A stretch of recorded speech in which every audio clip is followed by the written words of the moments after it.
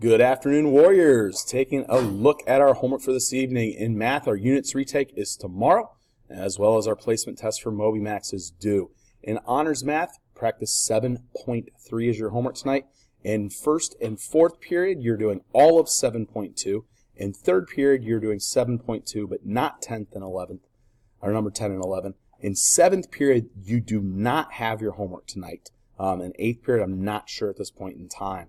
In science, there is no homework. In social studies, we've got our Egyptian gods trading cards. In language arts, we've got the Watsons Go to Birmingham, Journal 8. This is not optional. You must do it. And also bring earbuds for tomorrow. And literature, we need our vocab work is going to be due Friday, except for first period. You're not doing the sentences. CNL, we've got a test Monday. And FCS, we are on Friday with our test. So make sure we study and prepare. That's it for today. Everyone have a fantastic Thursday.